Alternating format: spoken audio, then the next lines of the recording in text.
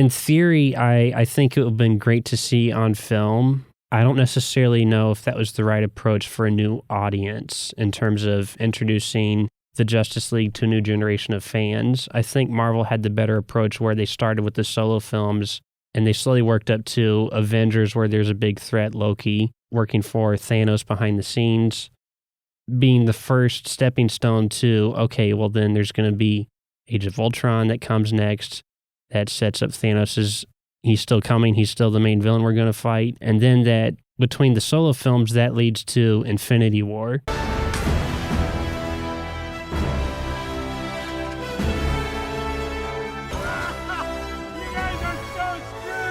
I think people thought Endgame was the end of the MCU and Marvel entirely, and that's why I think after Phase 4 things have kind of fizzled out, because people, the general audience, kind of thinks that, well, it's the end of Marvel, so, that's that. Man of Steel, the first stepping stone in DC's cinematic universe. Supposed to be, but yeah. It was supposed to be, and right off the bat, there's already a tone of, we got to compete with Marvel. And this is a production environment. You are making films for the general audience, and so time is money, so to speak.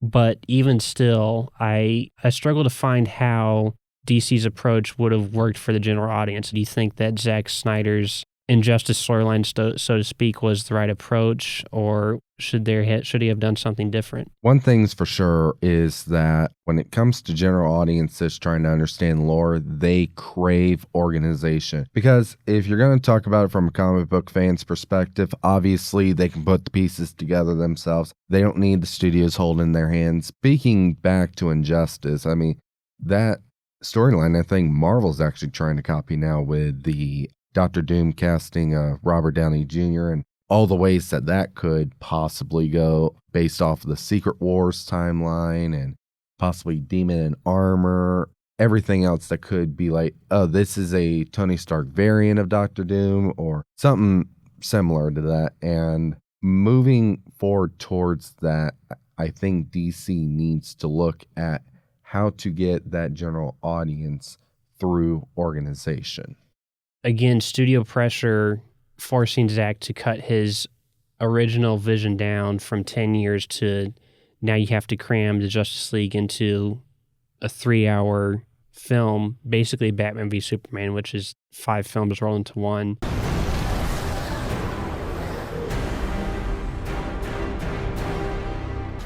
You're not brave. Men are brave. I've killed things from other worlds before. She with you? I thought she was with you. What are your thoughts on that?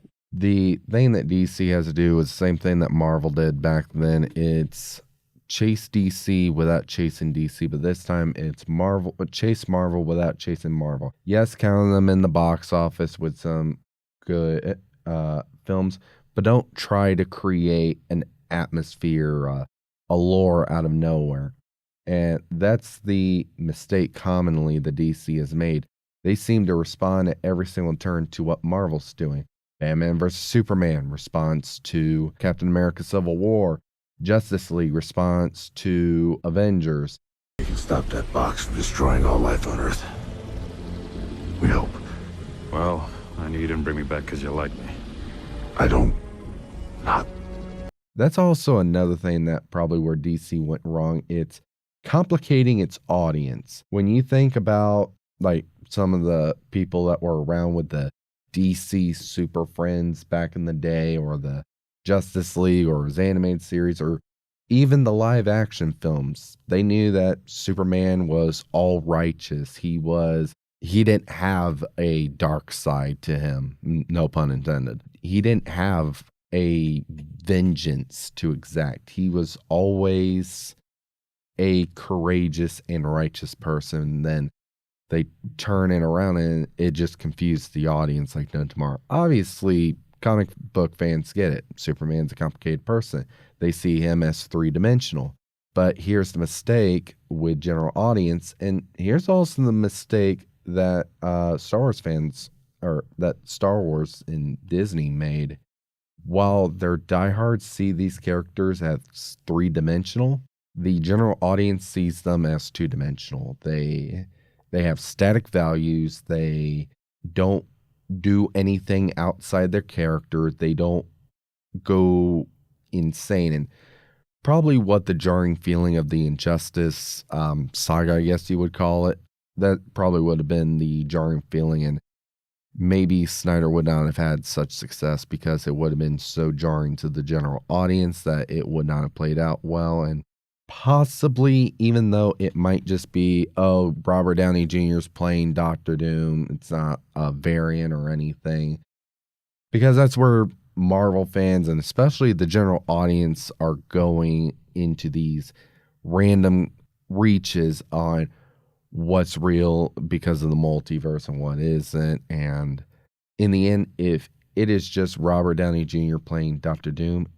his face has been so iconic with the definition of hero in the MCU. To turn that around is nothing short of what they were trying to do with Injustice, and it could potentially be a sample in case Zack Snyder wants to make his Snyderverse and Injustice actually work and James Gunn lets him.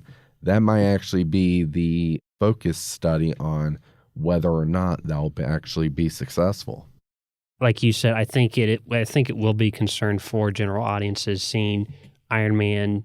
To them, we know it's Robert Downey Jr., but to them, they see him as Iron Man. Now, why is he Doctor Doom now? Why is he a villain?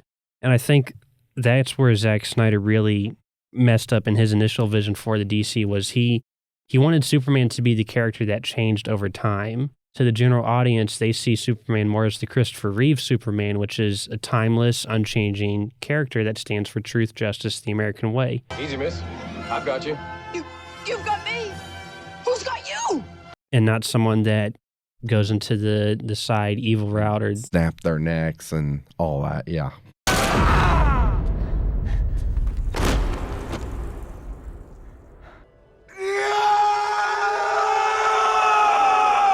So are you concerned with Marvel's potential future success with Robert Downey Jr. being cast as Doctor Doom? Do you think they can pull that off? Honestly, I would say, and James Gunn is probably thinking the same thing, if Doomsday is actually successful along with Secret Wars, get Zack Snyder on the phone right now, get him a studio and everything, because if changing characters is actually what people care about instead of just face value, then that could be the difference between this static ideal with general audiences, but now transitioning into the nerding geek culture that it has become.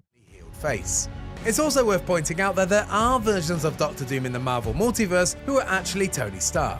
One of these is Iron Maniac, a version of Tony Stark introduced in 2004's Marvel Team-Up number 3.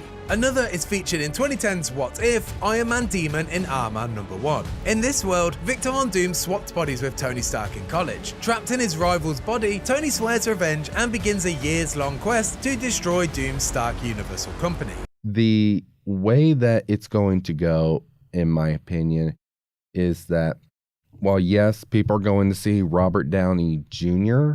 and like, oh, it's Tony Stark, they're going to get introduced to the backstory, and that's where Marvel needs to go. They need to go into the backstory. While, yes, it's the face of Tony Stark, it's not Tony Stark. Introducing his Latvian heritage, how his parents suffered, his mother soul being taken by Mephisto, basically just now craving a way to get his mother back, and after that, going back to Latveria to actually rule it is just backwards through time, but it managed to also be ahead in time as well. And that has to do with the mysticism and the technological know-how of Doctor Doom. The thing is, get the origin story involved and people will see, okay, this isn't Tony Stark. This isn't a variant of him. This is Doctor Doom. He has a compelling story and it'll work. Thank you for tuning into this episode of Liberty Comic Corner. Today's episode is brought to you by Blackmagic Cinema with their Pocket Cinema 4K camera. Create the Hollywood look with a combination of high dynamic range, low light performance, and Blackmagic Raw. Achieve organic color for your film and television productions. If you are an independent producer, the power of achieving Hollywood quality is now in your hands. Visit blackmagicdesign.com to order your Pocket Cinema camera today. And now back to today's episode.